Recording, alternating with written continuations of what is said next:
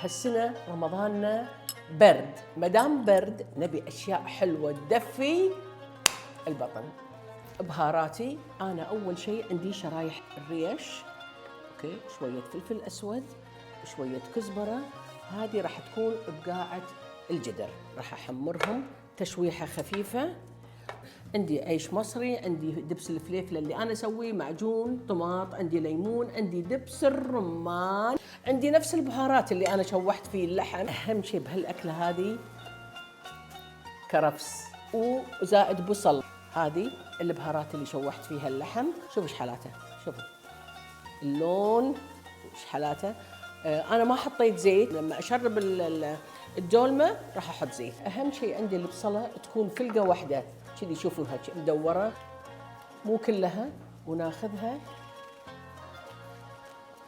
انا بعض الاحيان اسويها كذي، اطلعها واحده واحده، وبعض الاحيان اسلقها بالماء كذي بو نص دقيقه، فراح ينفتح بروحه.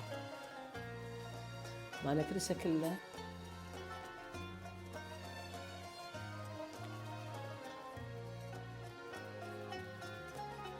شوية زيت زيتون، زيت عادي تقدرون، أي شيء نحطهم فوق، البطاط، طماط، باقي الملفوف، الروس مالهم.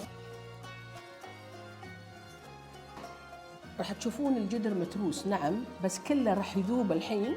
أحط الزيت، كثروا الزيت عادي، حبتين 3 طماط مهروس عدل، حبتين معجون، دبس الرمان، ليمون، دبس الفليفله اللي انا مسويته، شويه ماجي مات نكهه اللحم، وبحط بهارات مخلوطه وشويه فلفل اسود.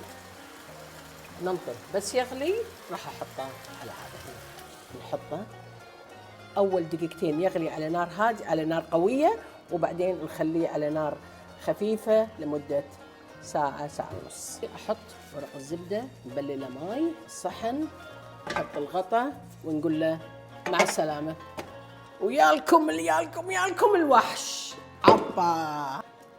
بروحي جميلة ما تقدر نقلب، نبي نستعين في تعاون خارجي. تفضل تعال قلب لي اياها هني، بسم الله. ايوه عافية. تسمعون الصوت البقبقة؟ شوفوا عليكم الله. باكل يا هبه، كيفك؟ انا ادري انت جوعانه يا جماعه. احلى ما في الدولمه هذه والله الريش، وهذه الريش كبشه.